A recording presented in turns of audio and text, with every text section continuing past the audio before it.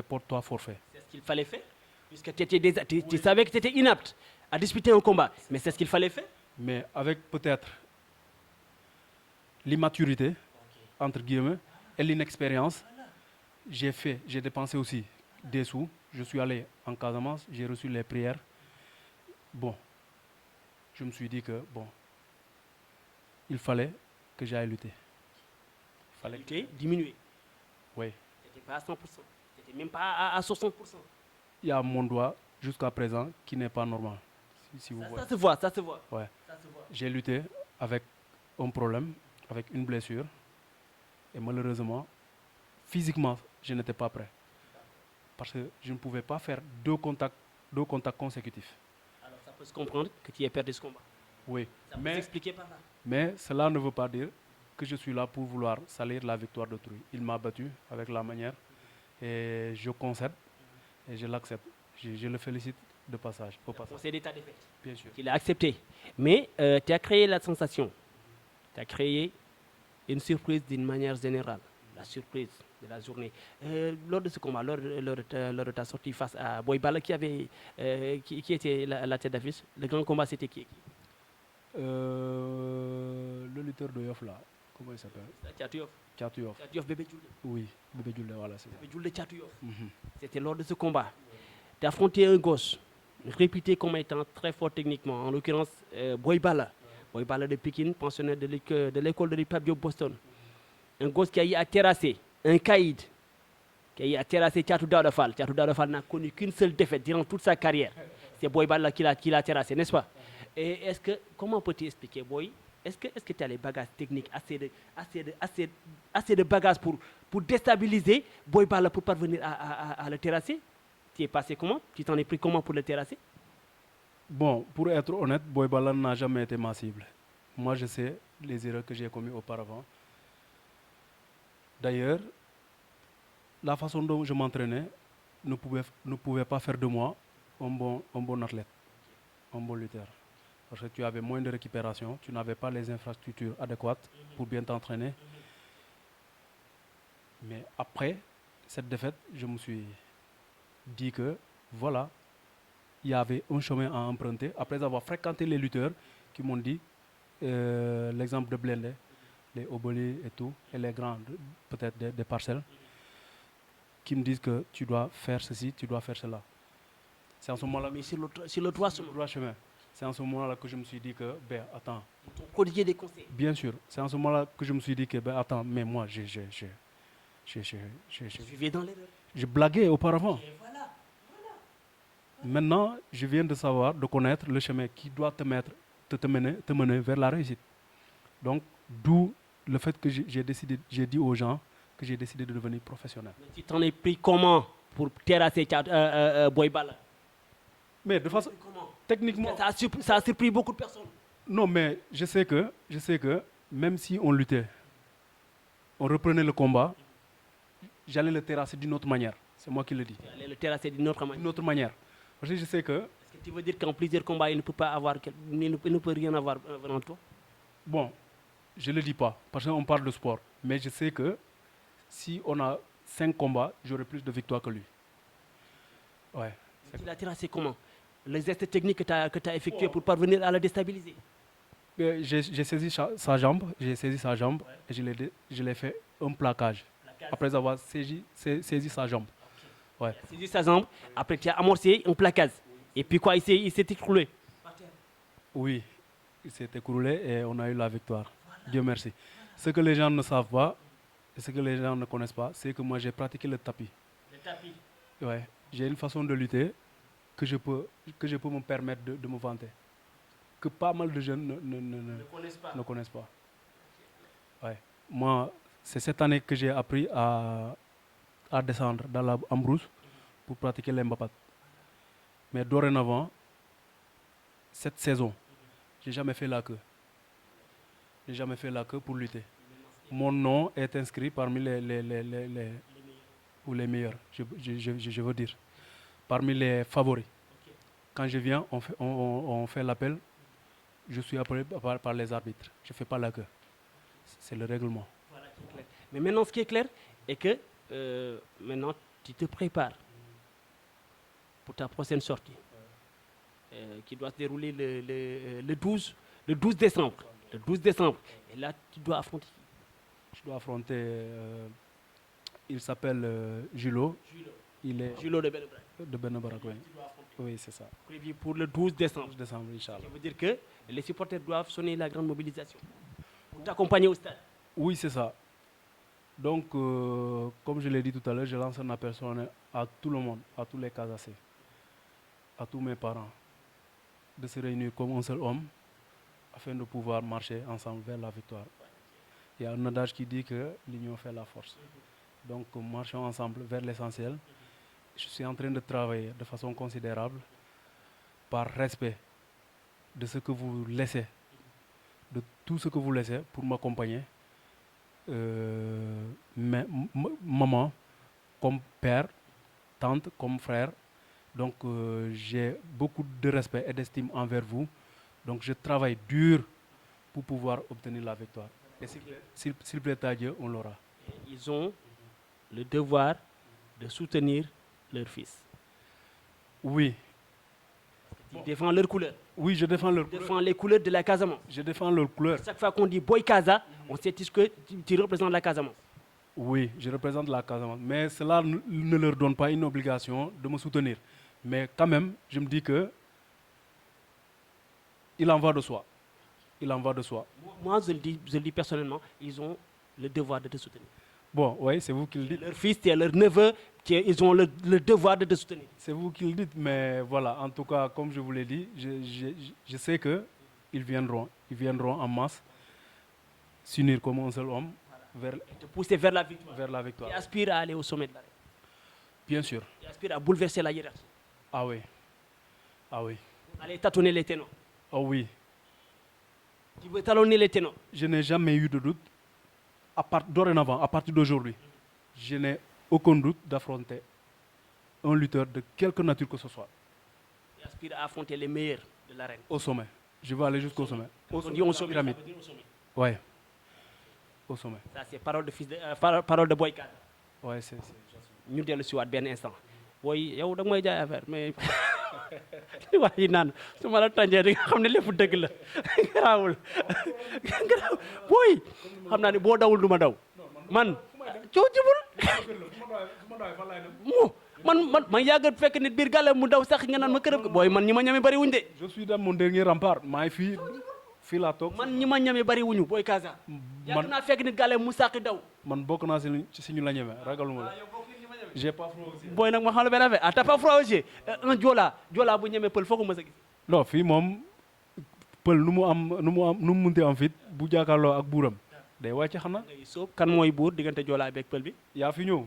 man maa dàgg talal micro di xam nga. dama lay jàppale rek dama xam déet wóor na yàlla non xoolal damay toog sama xel dem ci yow ma ne non xoolal sama jaam bi foog ma dem seeti ko. siiwal ko gars yi xam ko moo tax ma ñëw fi. bon amul problème léegi. buur bu jàppalee jaamam wàcc na. bon amul problème je concède quoi non waaw. Joolaa jaamu tukulóor. waaw pour quelque temps pour un laps de temps après voilà. waaw xool dama bëgg nga ko mu leer Joolaa jaamu tukulóor. non dama ne. tey moom je concède pour un laps de temps après voilà ñu tourner kii bi quoi pile bi voilà c'est ça. waaw noonu ni ngay joobee baaxul tey nangu nga Joolaa jaamu tukulóor. waaw bon nangu naa pour un laps de temps. je pèse bien mes mots. garaawul on avance mais rakk ji ba tey bu ñu dellusiwaatee ci làmb ji question bi yow bokkoo ci làmb ji wërngal këpp kan ma fi dàq bëri. man. déggoo ma de olof laay wax ak yow de question bi yow bokkoo ci maag yow ñu ngi loose yow kan nga jàpp ne moo dàq bëri ci làmb ji. bon question boobu daa xaw a complexe de.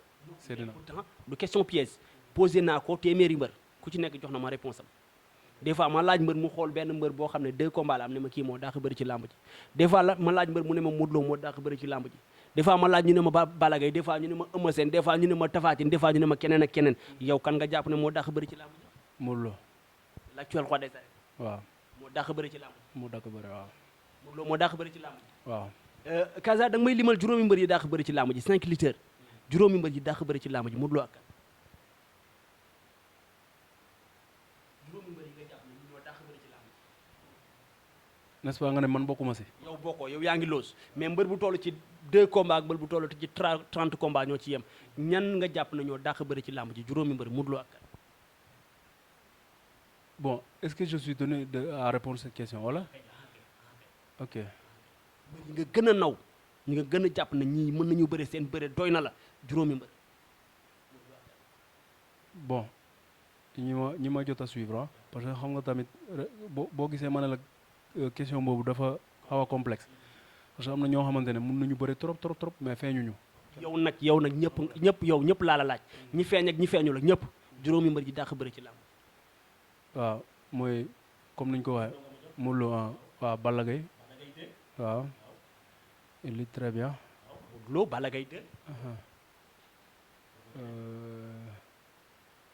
ma gis ne techniquement waaw Obali bu Diofior. Obali Diofior da nga koy boole ci juróomi mbër yi dàq bëri ci làmb. waaw il est très bien nga mbër bu mën a bëri. waaw est-ce que xam nga ne tamit Oninga. Oninga imbécile la si làmb est-ce que xam nga. man nga koy wax man mi ko topp depuis ba muy nekk xale bu ndaw. voilà Oninga dañ ci boole. Oninga Modou Lo Balla Gaye Obali Oninga fàtte naa tamit benn kàngaam Papa Sow. Papa Sow xanaa du mu nekk sa grand moo tax. non du loolu grand bi ma yàgg a suivre la c'est un phénomène. yoo xam nga loolu. xam naa ci dara kay xam na bul ma dugal bul ne man xam naa ko Sénégal gépp xam nañu Papa Sow c'est un phénomène. voilà Papa Sow boo non li ma wax si moom ci technique xeeb ko quoi. technique ku Papa Sow foo ko natt xeeb. waaw xeeb ko. maanaam mënam bëre. waaw c'est un lutteur foo ko natt wees na fa. c'est un lutteur très talentueux. pétri de talent. Je le dis voilà. da nga koy boole ci juróom mbër yi dàq bëri ci làmb. waaw yi ma xam yi ma gis ne ñii moom ils sont très techniques. Balla Gaye 2 Modou Lo roi des arènes Balla Gaye 2 Ibou Ndiaye Diofior Oninga Papa Sow. waaw mais Oninga ak Ibou Ndiaye ñoom nga gën a jege. non du looloo tax dama gis ci moom mais Blindé tamit kenn du moom. dafa soxor booy boobu dinaa ko yoole dafa soxor. kenn du moom. Blindé nay bëree bàyyi dóor nga wàññi dóor yi. baal mu corriger. joolaa la n'est-ce pas. joolaa la non du joolaa du joolaa. déedéet am na sens mais dafa sox dinaa ko yoole dinaa ko ne dafa séeréer ak joolaa ñëpp a yem ñëpp ay jaamu tukulóor lañu ñëpp séeréer beeg joolaa beeg ñëpp ay jaamu tukulóor lañu. Blindé nay bëree bàyyi dóore. bu dul loolu dina fi yàgg du am combat. moom bëggul dóore yi quoi mais xam nga bu demee face à face xam nga bu face à face bi jaarulee yoon wala nga bëgg a manquer respect mu corriger la loolu bëggul ko manquer respect. non. mais waaj booy bu cool la. non il est cool. en dehors de l'enceinte en dehors de l'enceinte c'est un gosse très sympa calme. man je le connais très bien moo tax ma koy kaañoo rek bu ma ko sañee kaañoo lan moo tax c'est parce que sama boy la. il est très gentil. mais nag Blindé mën na bëri lool Blindé tournoi jël na ko mais Blindé bu ñëwee ci arène bi bu arbitre sifflé xoolal dóoranteeg yow rek non Blindé sérieuxul làmb dóor pour ut buntu la mais dóor kang ba mbën mi këppu di nga yéex a am adversaire de. non du yéex. dina yéex a man maa ko wax dina yéex a am adversaire. mbëri dañu bëri fit dañu bëri. ma ñan laa war a bëreel man ko booy may ma jàmm ñi nga war a bëreel bëri nañ fi ay adversaire am bëri nañ fi mais jël Blindé ci boppam mooy risque. na ko gars yi jël rek. waaw nañ ko jël. coow jibul benn instant rakk ji mën a bëri am fit am gàllaaj ñeme entraînement ban moo ci ëpp solo ci mbër. entraînement mooy premier. waaw bëre fit entraînement gàllaaj ban moo ci ëpp solo nga ne ma entraînement mooy premier waaw. entraînement moo jiitu. waaw disons léegi yow nga war a bëri ji un jour. sa jouru combat ñu woo la téléphone ne la allo Boy Kaza dafa am règlement bu bees bu wàcc ñu ne la yow sa bëre sa fit sa entraînement sa gàllaaj ñeent yi ñu ne la ñett yi nga yóbbu làmb ja nga bàyyi fi benn bi wala doo bëre ban ngay bàyyi. bon déjà c'est na question boobu bon je crois que duñ ma ko poser mais tamit. au cas où. sama entraînement la gën a yaakaar lépp. mais question bi du question piège laaj naa ko booy mu lomp question bi laaj naa ko booy mu lomp laaj naa ko keneen ak keneen dama ne au cas où sa jouru combat ñu ne la dafa am règlement bu bees bu wàcc sa ñeent yi bëre bi fit bi entraînement bi gàllaa gi ñu ne la ñett yi nga yóbbu làmb ja nga bàyyi fi benn bi wala doo bëre ban ngay bàyyi. ban laay bàyyi si yooyu. physique bi. bëre bi fit bi entraînement bi gàllaaj ñu ne la ñett yi ñoo dem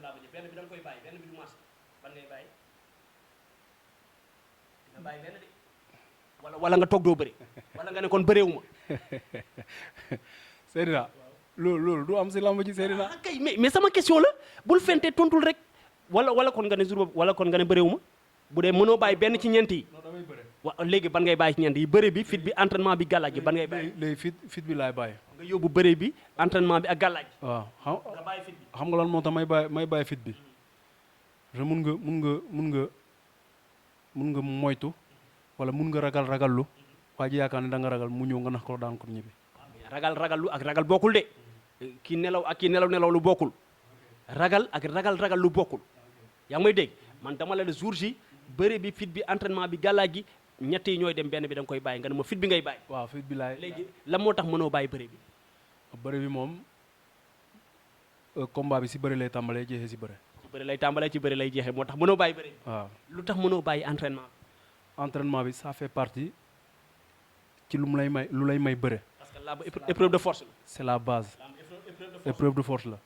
sinon di nga gis fii ay jigéen voilà dem di bëre waaw je voue beaucoup de respect aux femmes mais waaw mënuma bàyyi. la am épreuve de force la moo tax mënoo bàyyi entraînement. waaw c'est ça. lu tax boo bàyyee ñu raw la. lu tax mënoo bàyyi gàllaaj. gàllaaj gi non seulement gàllaaj gi ça fait partie du charme de la lutte mais tamit da lay aar. du la aarul yàq la. mu aarul sa bopp rek mën nga yàqu yàqet te doo ko yëg. voilà c'est ça. moo tax gàllaaj gi mënoo ko bàyyi. waaw neexul ba neexul nous avons nos réalités africaines. on est en Afrique plus précisément au Sénégal. on a nos réalités. am na ñoo xamante ne dañuy naan gàllaaj gëmuñu ko mais man mii xam naa ne gàllaaj am na. lu am la.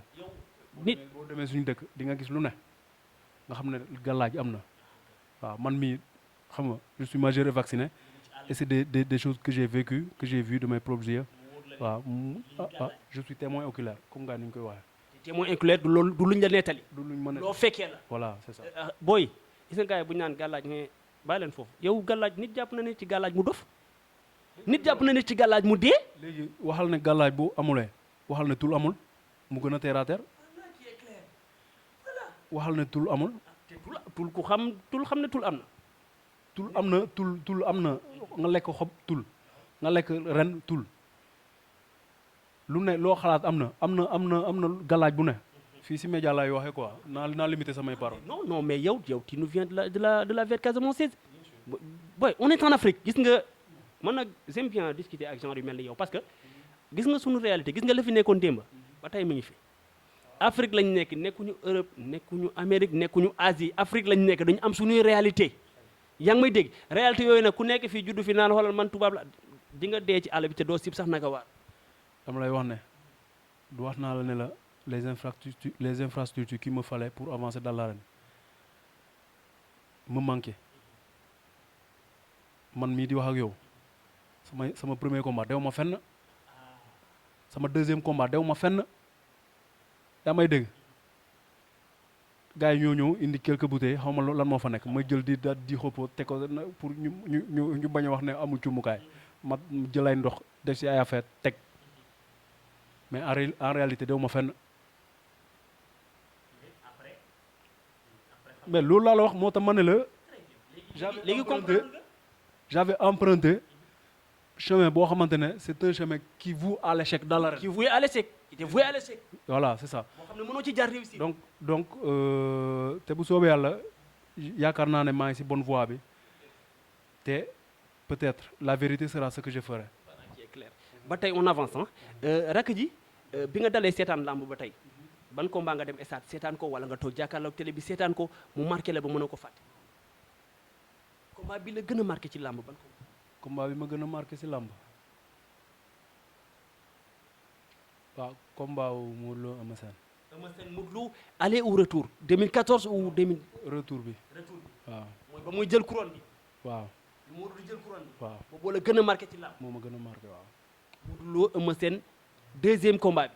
deuxième combat bi moo ma gën a marqué waaw. yow sa wàllu bopp bi nga dalee bëri mbapat ba arène ban victoire moo la gën a marqué sa carrière. ban victoire moo la gën a neex sa carrière. ba ma commencé wee bëre waaw comme ni ma la ko waxee sama premier combat bi ma am fii mbapat ak soldaaru dafa ñëw feesal stade bi fii nii boobu ndeysaan dem si yàlla ji rakku Papa Sow moo ko tëggoon waaw yàlla na suuf woyof si kawam waaw yàlla yërëm ko moo ko tëggoon fii si terrain 19 terrain basket comme ni ma la ko waxee ba may jël combat bi sama rakk yi sama mbokk yi nelawuñu quoi nelawatuñu parce que dañuy wax ne booy bi dafa daan ñëpp dafa daan booy yi dafa daan ay booy yu bëri tegle na 7 victoire te kenn daanu ko fi sama rakk ñëw wax ma moom fii la màggee fii la yoroo si douane mu ñëw ne ma sama gars yi nee nañu saa waay bi nga jël da nga waroon xaar ba si kanam quoi waroo ko woon jël ma ne ko bon mu ne ma waaw ma ne ko léegi yow loo leen tontu mu ne ma man xam naa la parce que ñëw naa village seetaan naa la xam naa de quoi tu es capable. waaw ma ne leen bàyyi leen ko mais à leur grande surprise combat bi deful 9 secondes la def 9 combat bi mu ngi ak man. 9 secondes. waaw 9 secondes mooy prime bi. 1 2 3 ba 9 ma daan ko. laa ma ji jeex. waaw gars yi yaakaar ne dama tàndus ñu joxaat ma beneen combat bi moo gën a gaaw 5 secondes. mais moom bee moom mooy combat bi la gën a neex sa carrière. waaw parce que je peux dire que combat bi moo ma ubbil buntu. bi lay buntu ba gars yi gën a xam. waaw ba ma yegg si fii parce que bu ma ci parawee si lañ ma wax ne il faut ñu liggante la nga dugg si écurie am licence bëri jaar. mais aussi bi nga dalee bëri mbapat ba arène ban défaite moo la gën a metti sa carrière. sama premier combat bi. sa premier combat arène mooy sa diggante ak. waaw yoolu jamono bu rëbës. démb rek daje nañ làmb ja moo indi woon duwul moteur. ok boobu mooy défaite bi la gën a metti sa carrière. moo ma gën a metti parce que non seulement boo seetaanee combat bi nga xam ne booy bi jamono jooju immaturité moo ko jàpp parce que maa ko song maa bëre ba daanu maa ko jàpp jekku ko nar kaa daan mu wëlbateeku xaw ma sax nu mu fa demee ba man tamit ma bi ngay daanu xamoo sax. xaw ma nu mu demee comme ni ma la ko waxee dama ñëwoon j'avais aucun bagage boo xamante ne voilà aw ma woon benn repère dama ñëw nii rek xam nga bëre daanu quoi. boobu la gën a métti sa carrière. trop. bu ñu fa jógee ma génn tuuti ci làmb ji dugg ci sa vie privée est-ce que da ngay seetaan football. waaw damay seetaan football. da ngay seetaan football. amiin dama doon football. da nga daan football. waaw mën nga football. bon du ma ne mën naa ko mais équipe waaw jom laa fay demee ba jeex. 5 ans navétane. navétane Casamance. Casamance waaw ban ASC. bon ASC Hazuko quoi sama village natal. ASC Hazuko di leen nuyu de passage ñoom ñëpp. foofu boo nekkee ci village amoo droit dem jouer ci beneen ASC. non. équipe bi village par village la. waaw mais mun nga dem ça dépend mun nga dem affaire licence yooyu nga dem signer feneen. voilà mais je crois que da nga war a toog ay années je sais pas ay at pour nga mën a dem renouveler feneen. benn instant. nga ne da ngay suivre football n'est-ce pas. championnat yi ban équipe ngay supporter. bon man Barcelone mooy sama équipe quoi. Barcelone ngay supporter. depuis temps ñoom Puyol. ñoom Carles Puyol. waaw ñoom Puyol ñoom Carles Puyol. may ma tuuti léegi kay bu dee dëgg la rek da nga may limal 5 joueurs yu jaar Barcelone ba jóge fa 5 joueurs. yu jaar Barcelone ba jóge fa waaw Puyol. Carles Puyol défenseur international espagnol champion d'Europe champion du monde. Ronaldinho Gaucho international brésilien aussi champion du monde avec le Brésil en 2002 Ballon d'Or. Xavi Alonso. Xabi Alonso men. Xabi Alonso mi nekkoon Liverpool. waaw. Xavi Hernandez. waaw léegi nag bi nga ne Xabi Alonso sama xel dafa dem ci Xavi Hernandez ma ne sa waay est-ce que jaxasewul. Xavi Alonso fii la nekkoon Real. Alonso Real Madrid voilà xaw nga maa jaxase. juum naa waaw. Xavi Hernandez moom moo nekkoon Barcelone carrière am yëpp presque Barcelone la ko defee ba mu demee ba màgget ci lay soog a génn actuellement c'est le nouveau coach du Barça. Barcelone oui. André Iniesta l'un des meilleurs milieux de l'histoire du football. Espagne moom xam naa ne boo fa duggee moom top 5 des meilleurs milieux de terrain ñaar ñi nga mujjee lim ni da nga leen ci dugal muy Xavi ak Iniesta. champion d'Europe champion du monde ñoom ñaar ñëpp jël nañ coupe d'Europe jël nañ coupe du monde. Victor Valdés. Gardien waaw. fa la nekkoon waaw. kon yow Barcelone ngay supporter kan mooy sa joueur actuellement kan mooy sa joueur àdduna wërngal ka. sama joueur préféré mais suñu international Sadio Mané. suñu Sadio Mané international. waaw foofu waaw. l'enfant de Bambali. l'enfant de Bambali. mooy sa joueur préféré. waaw c'est une idole. ah déet bul sonal sa bopp. mais c'est un monument. il est en train de réaliser des choses yoo xam ne waaye kooku daal yàlla laf cat na ko yàlla lafal cat. boo gisee ma wax la loolu parce que dafa am parcours boo xamante ne man je me vois un peu dedans quoi waaw. maanaam booy xool Sadio Mané da ngay gis sa bopp. waaw c'est-à-dire fu mu jógee ak fu mu yegg si nii ok je me vois un peu dedans dans la mesure que sauf que man yeggaguma moom fu mu yegg te bu soobee yàlla dinaa fa yegg. maa ngi wax ambition. waaw yow it maa ngi wax ambition. non non. benn instant bu ñu fa jógee ba tey ci question réponse ah dañuy ñëwaat fii Sénégal kan mooy sa waykat kuy way nga kontaan. kuy woy ma kontaan fii ci Sénégal xanaa Père Youssou Ndour waaw. sunu star interplanétaire. waaw kooku tamit mooy sa waykat la quoi waaw. je ne suis pas trop fan du mbala mais lu muy wax c'est pas dépourvu de sens. Youssou Ndour ay leçons lay joxe waaw ay enseignement lay joxe quoi waaw. booy déglu son Youssou Ndour la plupart du temps yow message bi moom ngay capté. fond bi waaw. forme bi moo la intéressé mais fond bi. c'est important waaw. très bien. mais je déteste pas les jeunes aussi. mais daal Youssou Ndour mooy sa waykat. waaw am nga ci droit.